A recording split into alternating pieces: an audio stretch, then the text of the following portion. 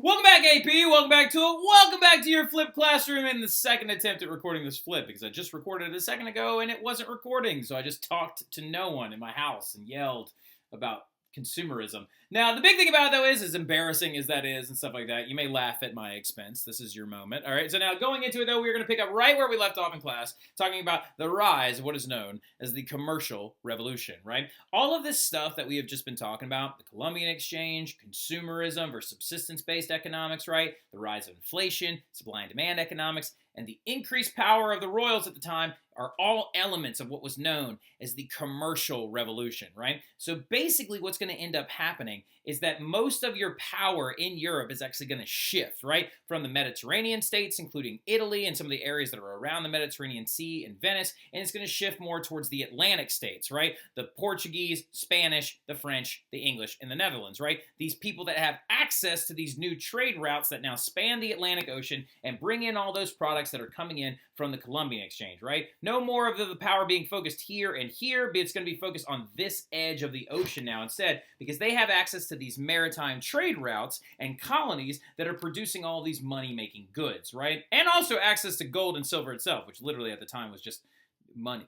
So yeah, now going into it though, what's going to happen though as well is that this is going to lead to the rise in power of monarchs, especially from these different states respectively, right? You're going to see the growth and power of people like Charles V, who is directly connected to the Spanish monarchy, right? You're going to see the rise in power of the French royals and then also the Tudors in England and stuff like that. And a lot of it is related to the money that they're able to make off of these new trade routes, right? It's a very, very important connection that we have to see, right? And it's going to lead to the birth of this concept called mercantilism. Yes, the same thing that I had a little mini rant on and stuff like that, where I don't understand why the College Board wants to talk about it super early in the curriculum, but I'm going to talk about it a little bit more now, and it will come up yet again in the third unit as well, okay? But what mercantilism is, or what I want you to think about it is, okay, is basically monarchs at the time believed, the prevailing economic thought and theory, everyone believed that there was only a certain amount of money out there, right? A certain amount of goods out there that you could actually make money off of. And everybody wanted their slice of that pie to be as large as it possibly could.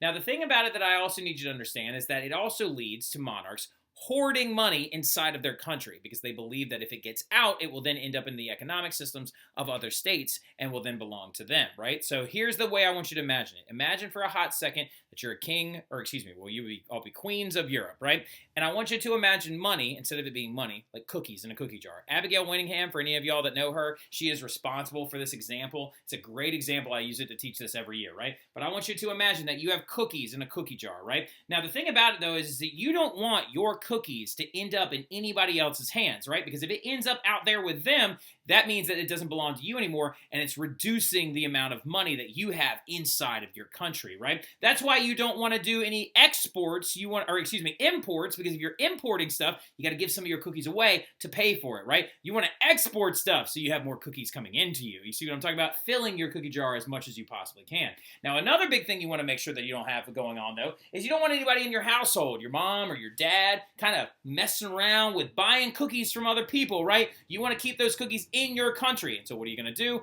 You're going to tax the ever-loving daylights out of any item that is coming from a foreign land, right? And that's called a tariff, right? Because you don't want their cookies, or you want their cookies to come to you, but you don't want your people buying their cookies with your money, right? You see what I'm talking about? And so it leads to the birth of this idea called mercantilism, right? Which leads to really, really direct government controls over the economy during this time period, okay? Now, going into it, though, and other elements of this commercial revolution, to give you a really quick crash course on economics, this next thing you do not need to write down. It's just a physical example, right? But what you need to understand is the reason why the commercial revolution took place during this time period, all of it centers around increased trade, right? So basically what's going to happen, though, is because you have increased trade, you're going to need more workers. You're going to have more cash available for banking and lending because if you're selling items, you need somewhere to put that money. It must go to a bank. A bank now has that money available for lending and starting new businesses, right? And now also merchant wealth and power is beginning to expand, right? So you're seeing people that are merchant traders and merchant trade company owners, they're getting more money out of this whole thing. Now, if you need more workers because of this increased trade, what's going to end up happening is feudalism is going to begin to lose its efficiency, right? And so what's going to happen is that this exploration period is spelling the death of feudalism, right? And a lot of these serfs, that since feudalism is not as efficient as it used to be, are going to begin to move to towns and cities where they're going to migrate. It's going to make cities really gross and disgusting because they don't have plumbing or sanitation systems and stuff like that. But at the same time, they're going there for increased economic opportunity, right? And so feudalism is beginning to die because of the growing commercial revolution, right? Now, going into it also, though, now more money is available for, like, banking and lending, so it means more money is available for building other businesses, right? Mostly in manufacturing. So you're seeing the birth of the middle class begin to slowly happen here during this commercial revolution. And then last but not least, since the merchants are making more money, monarchs can now tax them, right? And so taxes on merchants are going to increase the power of monarchies and take power away from the nobility, leading to the growth of monarchical, the rise of monarchical power, right? So now what we need to understand, though, is the effects of the commercial revolution, and particularly understanding the rise of joint stock companies in the stock market, all right? So the effects of the commercial revolution, though, in particular, we're going to focus in on India, right? Now, the last that we heard of India is that the Portuguese were there, and they were reaping the benefits of the spice trade. They were primarily focusing on the exterior edges of India and trying to convince these Indian princes, known as Rajas, to trade partner with them and give them access to their spices. But the thing you need to understand about India, though, is that it's a fragmented country at the time, right? In the 1520s, in this map of India in 1525, as you can see, all these different colored areas are controlled by different rulers and leaders, right? So it wasn't like the country of India being controlled by the Sultan of India at the time. All these different areas and territories were actually controlled by Rajas. Rajas are Indian princes who own a lot of land. Think about it as their version of feudalism, their nobles and things like that. So what's going to end up happening, though, is the Portuguese are going to try and convince as many of those Rajas as they can to allow them access to the spice trade that exists there. But the thing about it, though, is that you got some scheming Dutch people, British people, and French people eyeballing the people that they can't convince, right? And they're like, ooh, wait a minute, I think we could oust the Portuguese out of this and make money ourselves, right? But here's the thing, y'all. The Dutch had kind of started this whole process, right? When they actually showed up in these places called the Java Islands, which are right over near Singapore and stuff like that. The Java Islands that are actually in Malaysia, they went there mainly for coffee exports, and these guys right here, civets cats, right? Civets cats, they actually use them to make perfume. I'll explain that later. It's pretty gross. And the other thing about it, though, is there were spices there as well, right? But the Dutch realized that if you really want to get into the game, you got to get into India.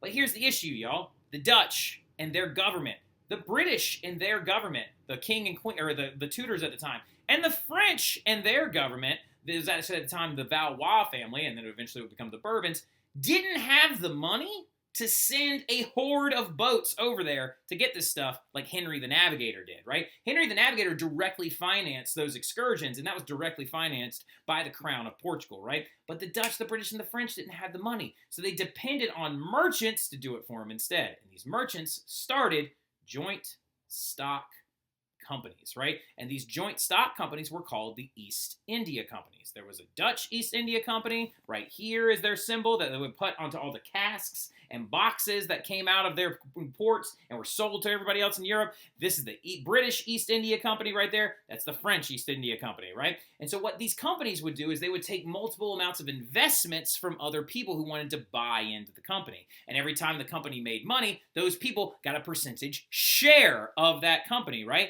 Do you see how this is all working? Investments, share exchange, being able to profit off the value of those shares. You now see the rise of the stock market as well. And these joint stock companies were responsible for really putting the gas into the tank of the commercial revolution at the time. And like I said, they were known as the East India Companies, right? And eventually they're going to run into like India and try to take as many of these unclaimed port cities from Portugal as they can get their hands on. You see British flags right here. You can see some French flags right there. Some Dutch ones as well. They show up as early as the 1600s. And these early joint stock companies are going to really fuel the commercial revolution that's already been running. But we're going to stop it right there. I'll see y'all soon. Y'all have a good one.